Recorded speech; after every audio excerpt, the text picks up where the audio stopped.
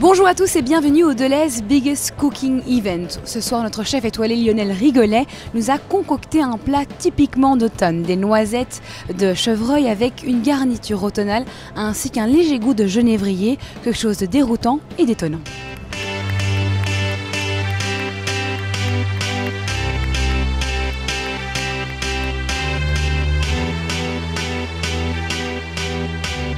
Bonsoir Tatiana. Bonsoir à tous. Chef. Nous y voilà.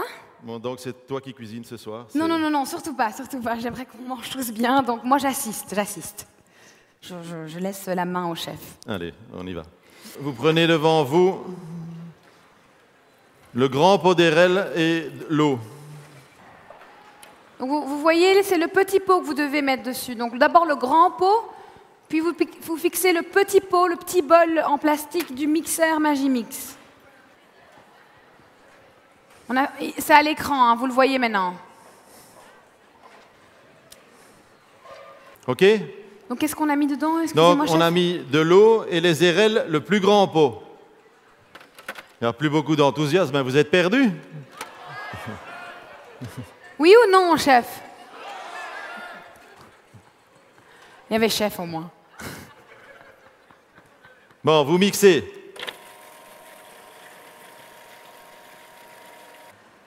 Donc ça devient un sort de... C'est un peu sorbet comme ça?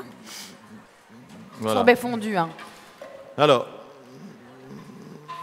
soit dans la recette j'ai marqué vous le passez au chinois fin. Si c'est bien mixé, c'est pas grave, il reste un petit peu de... Non, ça on aura besoin tout à Encore l'heure. besoin, ça? Ouais. Oui. Donc, vous prenez, vous versez ceci dans votre... Donc, la préparation obtenue, vous la versez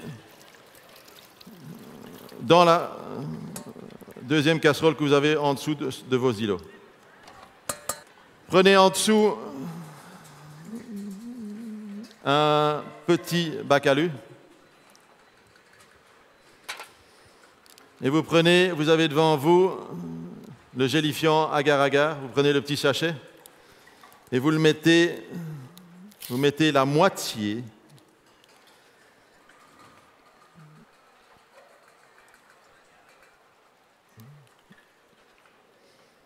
donc ça doit faire environ 1 gramme, vous le mettez avec les érelles et l'eau.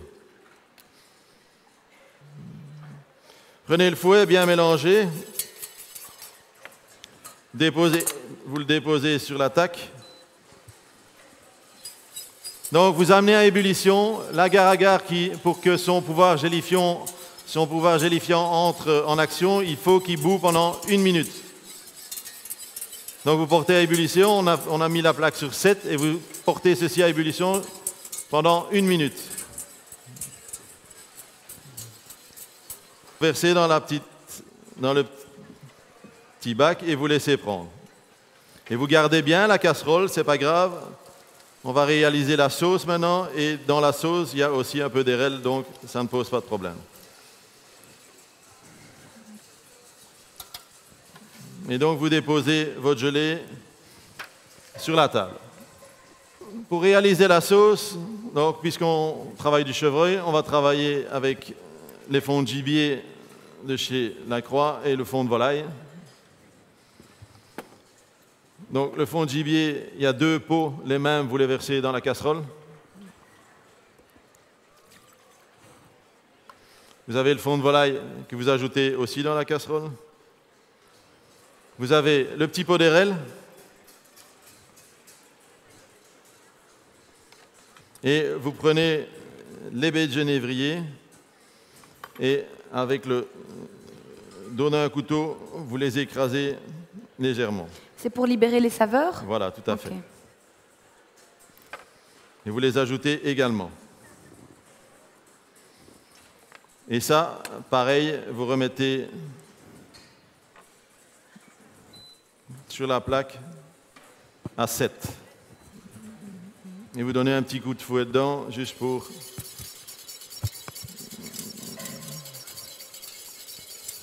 bien mélanger le tout. Alors, comme on travaille du chevreuil, on va travailler un petit laquage de saison dans lequel on va rappeler le genévrier que vous avez devant vous, le genévrier moulu. Vous avez un petit pot. Une genévrouille, vous le mettez dans le Magimix. Vous le versez dans le Magimix. Vous avez du vinaigre de cidre. C'est vraiment un fond, hein. C'est le petit pot avec un fond de vinaigre de cidre. En fait, pour faire des recettes pour 2 personnes, on a essayé de tout diviser, mais c'est vrai que travailler dans des si petites quantités, c'est pas évident. Vous avez du ketchup.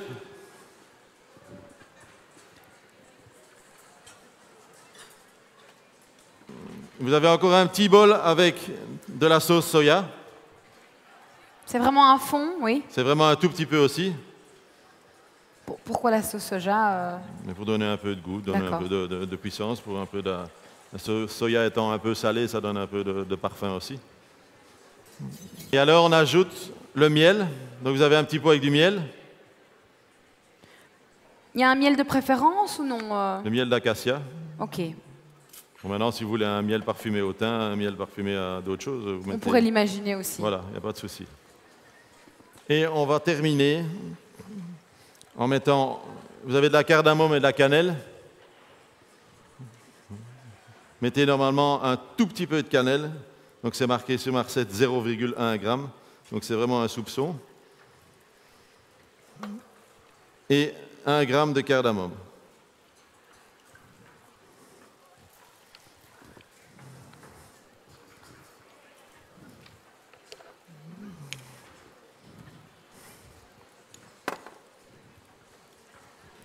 Ensuite, vous remettez le couvercle et vous mixez.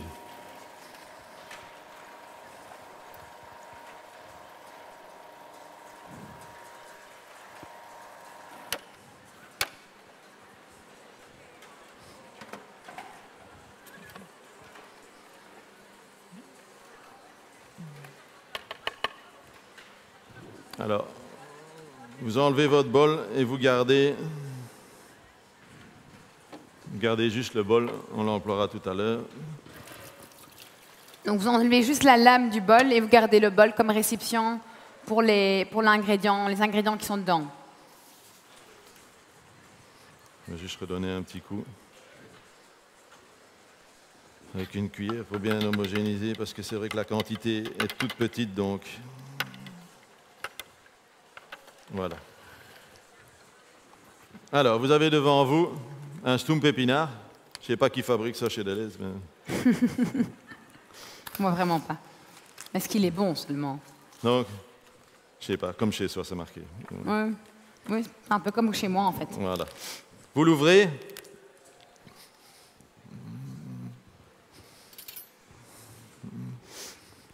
Et à l'aide d'une fourchette, vous le mélangez un peu parce qu'il y a toujours un petit peu de jus qui sort, bien pour l'homogénéiser.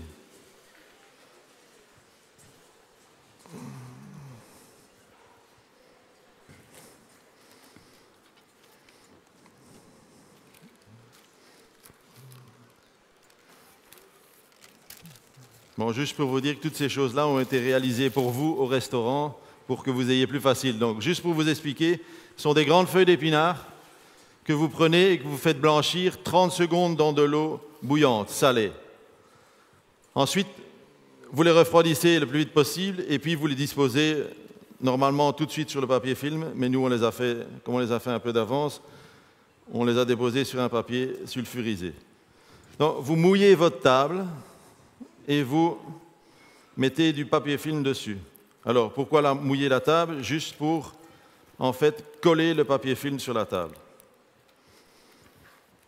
C'est un peu comme le truc de la lavette mouillée qu'on met en dessous d'une planche pour pas qu'elle bouge. Hein. Et vous en superposez, en fait, 2.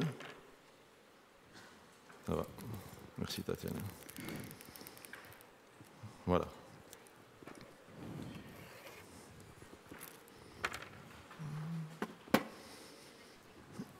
Vous prenez un papier essuie-tout et vous épongez très légèrement, sans les décoller évidemment, les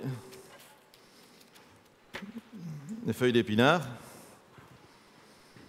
Et vous allez retourner la feuille sur le papier film.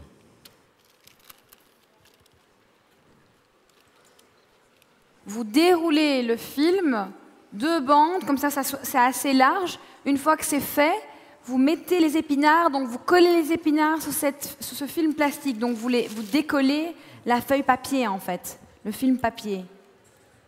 Et le résultat, c'est celui-ci. Donc vous voyez, si la caméra... Oui, voilà. Ici, vous le voyez, le résultat. On va les fourrer. On va... À l'aide d'une cuillère, vous faites sur presque toute la longueur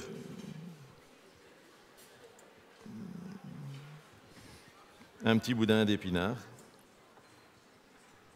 Maintenant, on va réaliser un petit boudin d'épinards.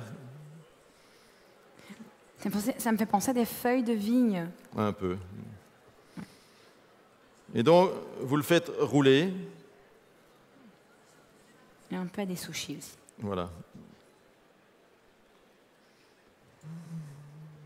Donc vraiment faire un cylindre.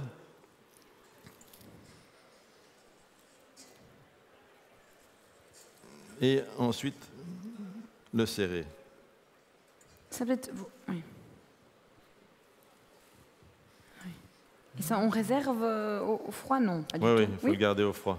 D'accord. Mais comment on va l'employer tout de suite? Et alors après, on le mange froid ou on le réchauffe? On va le chauffer à la vapeur. À la vapeur. Et si on n'a pas de casserole vapeur, on va improviser une casserole vapeur. Donc le but, ça va aller... Après, vous devez le rouler de manière à... Mais il faut que ça roule. Donc, il faut sécher un tout petit peu le plan de travail. Il faut que ça... Pour que ça accroche. se comprime. Il faut que ça accroche. Ah. Si ça n'accroche pas, vous le tournez comme ceci, de manière à bien serrer le boudin. OK? Et vous avez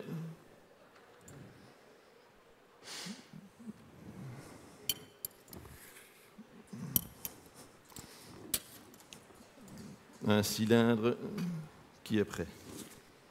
On va maintenant monter notre sauce au beurre.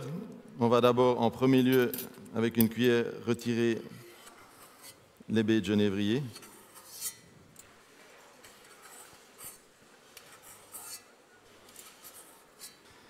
On va reporter la casserole à 7. Casserole à sauce, hein? Et là, on va incorporer notre beurre petit à petit en mélangeant au fouet.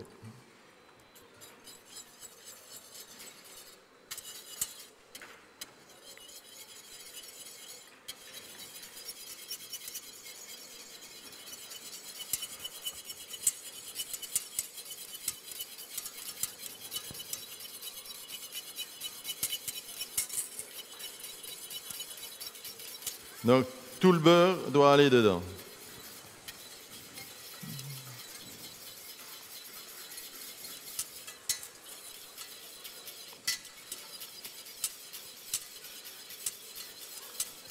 Et à ce moment-là, vous incorporez la moutarde que vous avez dans un petit pot aussi.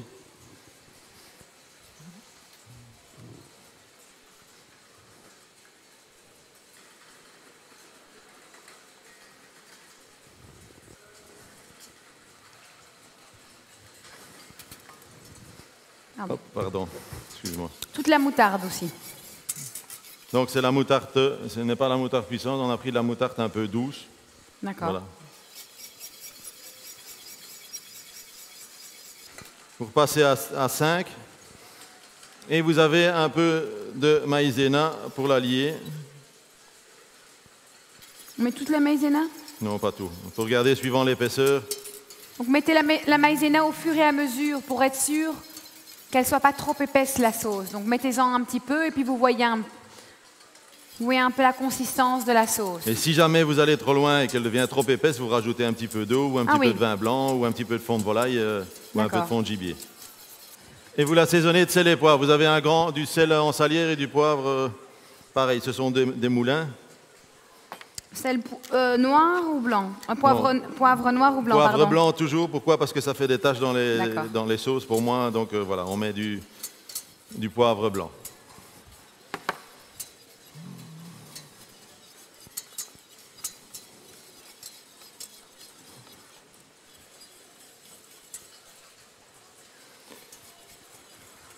Alors ensuite, vous avez devant vous un petit pot avec des feuilles des feuilles de chou. Donc des feuilles de chou de Bruxelles qui ont déjà été blanchies. Je vais vous montrer tout de suite comment on les réalise. Donc, vous ne devez pas le faire, je l'ai fait pour vous. J'ai mis pour faire 14 kilos de chou-fleur, de chou de Bruxelles. J'ai commencé à 8h moins quart hier matin, j'ai eu fini à 16h. Vous pouvez dire merci, chef. Et je l'ai vraiment fait, c'est pas une blague, je l'ai vraiment fait au restaurant pour vous faciliter le travail. Donc, vous prenez, chez vous à la maison, vous prenez votre chou de Bruxelles, vous retirez les premières feuilles parce que celles-là ne sont jamais très belles. Et ensuite, vous décollez les feuilles suivantes, quand elles veulent bien. Donc celui-là, ça ne va pas aller. Donc, voilà.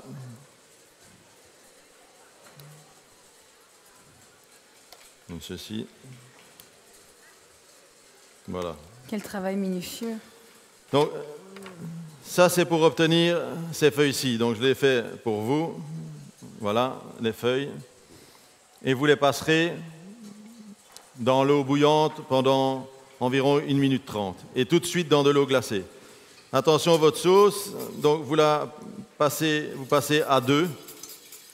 Donc, vous diminuez à 2 pour qu'elle arrête d'être en ébullition. Alors, avec le chou de Bruxelles pour les émincer, donc, vous les coupez en 4. Voilà. Combien de choux de Bruxelles on coupe en 4?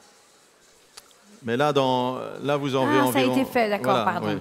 C'est vous montrer l'exemple. Okay. Non, parce qu'eux n'ont pas de choux de Bruxelles. Vous n'avez aucun chou de Bruxelles à émincer, on vous montre comment... C'est juste pour vous montrer comment j'ai réalisé ça pour vous. Donc voilà. Et ensuite...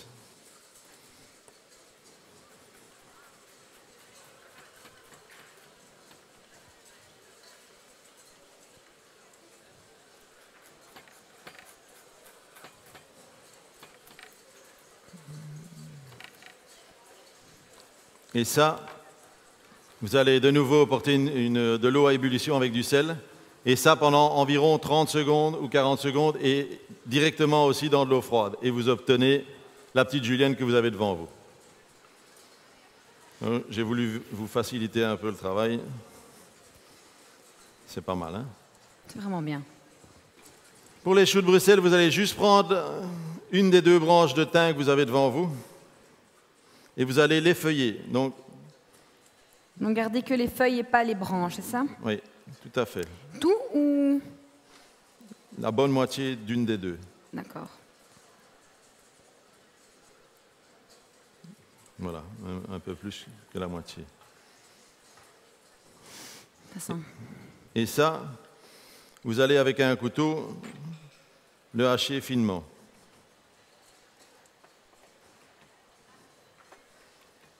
Normalement, vous avez des petits pots vides devant vous. Mettez le thym dedans.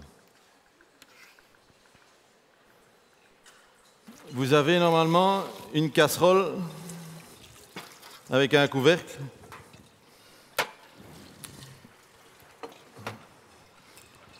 Vous avez un cercle.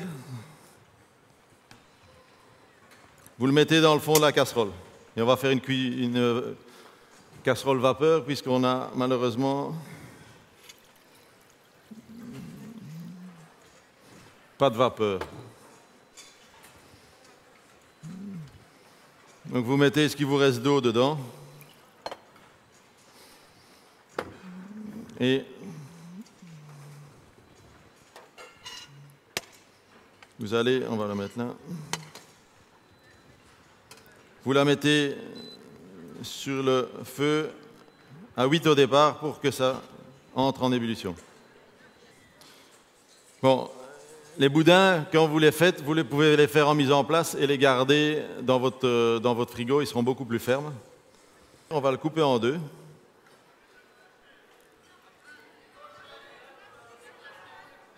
Mais comme le nôtre n'est pas parti au frigo, est-ce qu'à la vapeur, il ne va pas se... Ce qu'on va avoir comme problème, comme il n'est pas assez ferme, c'est que le stoum va se laisser un petit peu aller. Donc il faut essayer de le faire prendre. Alors, l'épreuve compliquée, c'est retirer le papier film.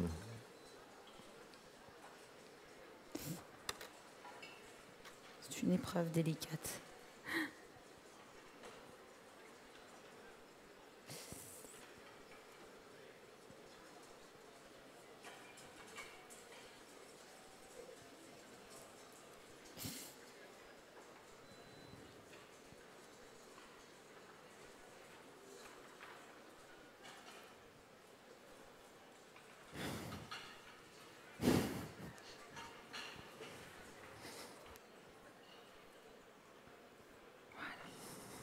Vous reprenez votre casserole.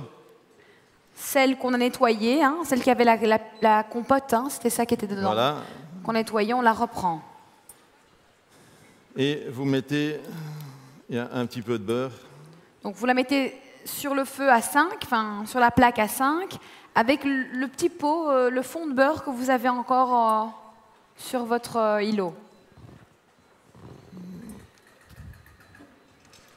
Ça va avec les saucissons? Oui, ça a l'air.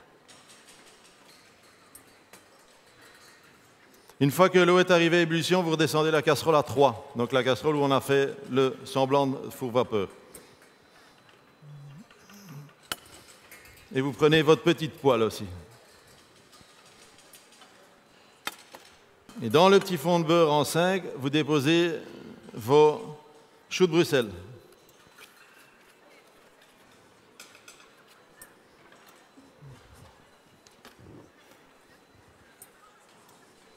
Donc, petit ravier avec les choux de Bruxelles émincés et blanchis. Vous les versez dans la casserole avec le petit fond de beurre. Moi, je me demandais comment on fait pour enlever l'amertume des choux de Bruxelles. Alors, soit avec un petit peu de sucre, Oui. soit, je dis, surtout bien enlever le centre aussi qui donne cette amertume. D'accord. Généralement, s'ils sont de bonne qualité, il n'y a pas de souci. Mais sinon, rajoutez un petit peu de sucre pendant la cuisson et ça donnera un bon goût. Et là, donc, on va ajouter le thym qu'on a haché et on va de nouveau assaisonner de sel et de poivre.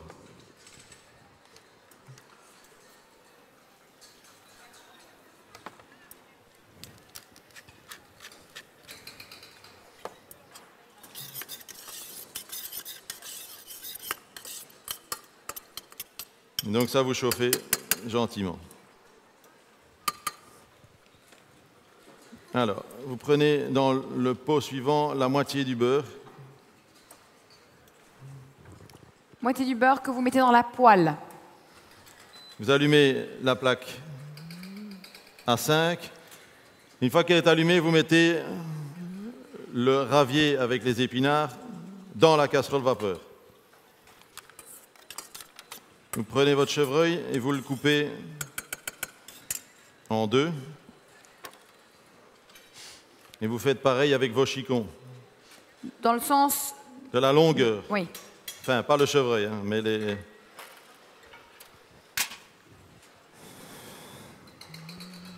On peut filmer juste ici. Donc oui, le chevreuil Donc coupé les en chicons, ils ont été... Bon, moi je les ai cuits sous vide. Donc chez vous, qu'est-ce que vous faites? Vous prenez une casserole, une casserole avec un couvercle, un peu d'eau, du beurre, vous mettez les chicons dedans, recouvrir avec un papier et vous cuisez à feu moyen. Donc vous assaisonnez votre chevreuil de sel et de poivre des deux côtés.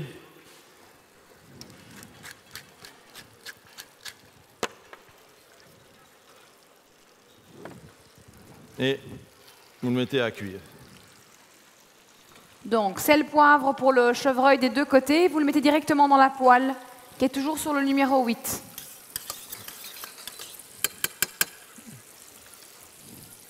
Vous rajoutez un tout petit peu de beurre dans les choux de Bruxelles. Vous mettez encore une noix de beurre dans les choux de Bruxelles. Oula, oula. Et le shift. Pardon?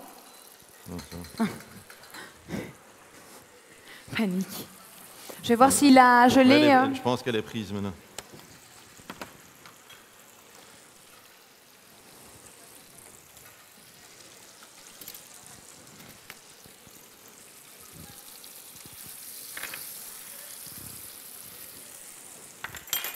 Oui, ça va, elle a prise, mais...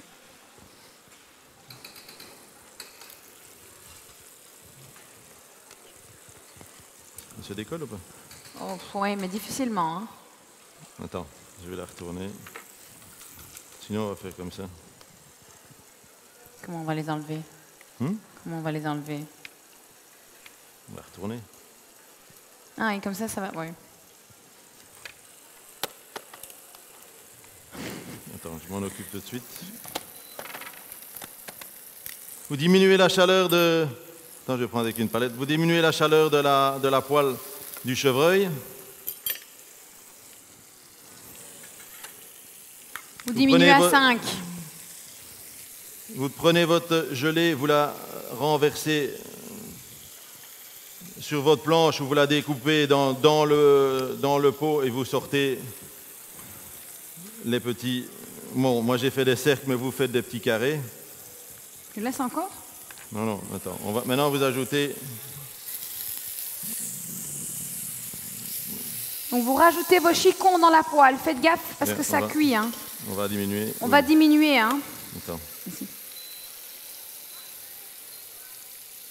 Vous diminuez à 3. Sauce 2. Et ici?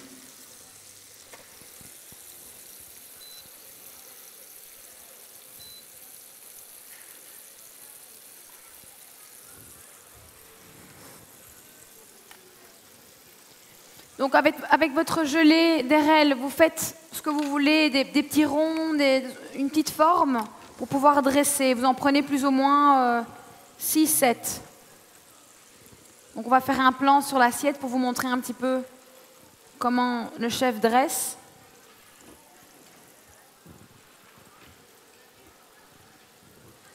Vous voyez? Faites gaffe à votre viande. Hein. Alors la cuisson chevreuil... Bon, moi je préconise toujours le chevreuil rosé. D'accord. Vous assaisonnez un petit peu vos chicons. Chicon, vous assaisonnez un peu sel, poivre.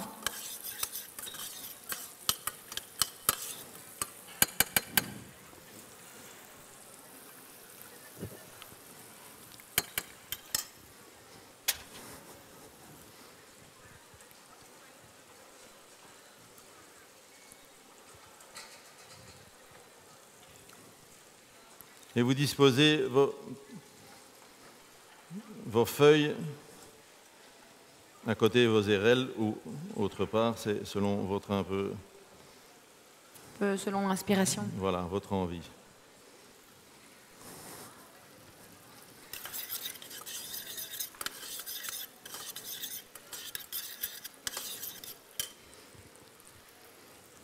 Bon, je ne sais pas si ils ont un pinceau ou pas de pinceau.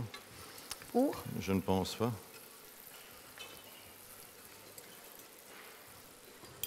Pour laquer la viande.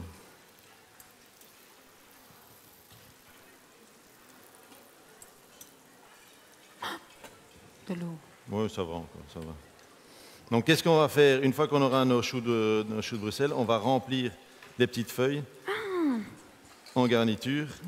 Et donc, comme je l'expliquais ce matin, je fais toujours un peu plus de légumes pour qu'on puisse représenter par après. Tout à fait. Une petite cuillère peut-être ici. Pour la sauce. Hein? Sauce et pour mettre les choux de Bruxelles. Ah oui, on va... Donc, dans les choux de Bruxelles, vous avez un petit pot devant vous avec du jambon d'Ardenne qu'on a coupé en toute fine brunoise. Vous l'ajoutez dans les choux de Bruxelles. Pareil, si vous assaisonnez, faites attention, le chou de Bruxelles, le jambon d'Ardenne, pardon, il est salé au départ. Donc, attention.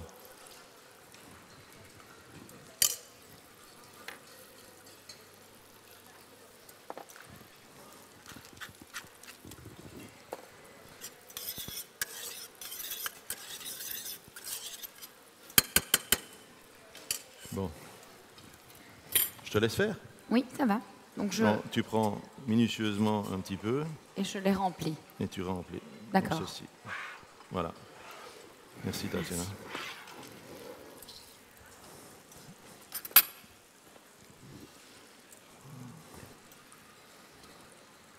Alors, je ne sais pas si vous avez reçu un pinceau ou pas, sinon vous le faites à l'aide d'une cuillère, vous laquez un petit peu votre chevreuil. Donc, c'est-à-dire avec ou le dos de la cuillère ou un pinceau, vous enduisez un petit peu le chevreuil. Et vous le retournez. Et en attendant, l'autre personne peut remplir délicatement En attendant, la deuxième personne remplit délicatement les feuilles de choux de Bruxelles avec les choux de Bruxelles en brunoise, c'est ça, hein? Hop. Bonsoir tout le monde. On a un nouveau vin chez Delhaize d'il y a 1 mois et demi maintenant. Et en fait, c'est un vin éthique. Pourquoi est-ce que c'est un vin éthique? Parce que c'est un vin, chaque bouteille qui est vendue chez Delhaize, il y aura un petit pourcentage qui va à un fonds pour le reboisement en Patagonie, dans le sud de Chili. En fait, ce projet a planté à peu près 10 000 arbres l'année passée dans la Patagonie. Santé. Santé. Alors pourquoi ce vin? À votre bonne santé à tous déjà. Santé. Santé. On a ici un assemblage de 4 cépages. Le cépage Merlot va dominer ce cépage. Et on a encore 3 autres, c'est-à-dire le Syrah, le Viognier et le Tempranillo. Le Tempranillo, c'est un cépage qu'on connaît des vins qui viennent de Rioja et de Ribera del Duero, par exemple, en Espagne. Et pourquoi? Pour te donner une réponse à votre question, le plat que Lionel a préparé, le chevreuil, c'est un ingrédient qui a beaucoup de finesse. Alors, on a besoin d'un vin qui a beaucoup de finesse. Pour cette raison, on a choisi ce vin. Et on a aussi le chicon et le genévrière. Genièvre, voilà. Et ce sont 2 ingrédients qui vont donner une petite touche d'amertume. Et pour contrebalancer ce petit touche d'amertume, on a besoin de beaucoup de fruits dans le verre. Comme ça, vous retirez la viande de la poêle, comme ça elle repose un tout petit peu. C'est pour que le jus, c'est... Voilà, moi je les dépose toujours sur un papier, essuie-tout pour égoutter un tout petit peu la viande, pas de trop parce que sinon elle perd tout son jus. D'accord. Et vous remettez les chicons un petit peu dans le lacage qui aura coulé un petit peu de la viande pour leur donner un petit peu de goût aussi.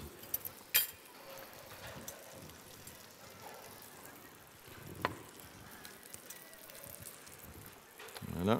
Alors moi j'ai un pinceau, mais je pense que les gens n'en ont pas. Je fais juste une petite ligne de lacage sur l'assiette.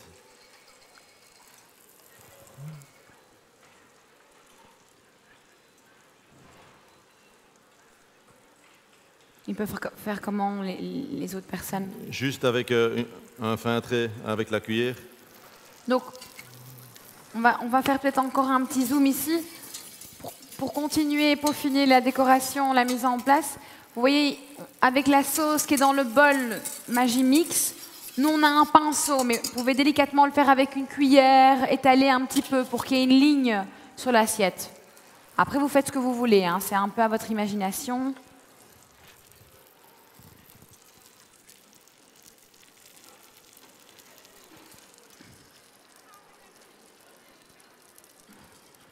Joli.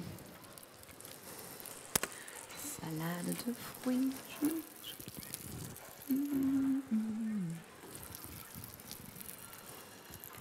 On y arrive, hein?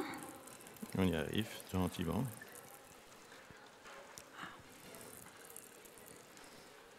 Magnifique.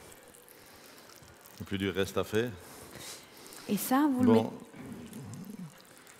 Ça, pareil. Celui-ci pour la photo, c'est mieux. Joli, joli. Donc, c'est pour éviter de faire bêtement une quenelle de stump. Oui. Voilà, c'est de manière à travailler un petit peu différemment. Tout à fait. Vous voyez un petit peu le résultat?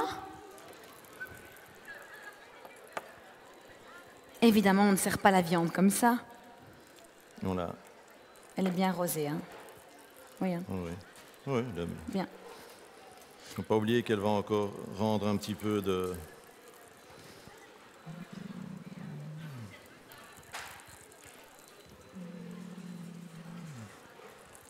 Moi, je préconise toujours, comme je t'ai dit tout à l'heure, de ne pas en mettre de trop. Et puis laisser pour... Voilà. Ça, c'est quand même une très chouette idée. Ça, il faudrait leur dire, parce qu'ils ne savent pas. Donc voilà, donc en fait, ce qu'on fait dans notre restaurant, c'est que quand les gens mangent à la carte, au lieu de servir une assiette fort chargée, de mettre les 200 grammes de viande tout de suite sur l'assiette, on fait un premier service, comme ceci, et on fait une repasse par après avec la casserole, avec la sauce, à table. Donc pour se sentir un peu comme chez soi. Voilà. Ah. Donc voici le résultat de l'assiette, si tout le monde veut regarder. Voilà. On vous laisse terminer votre mise en place.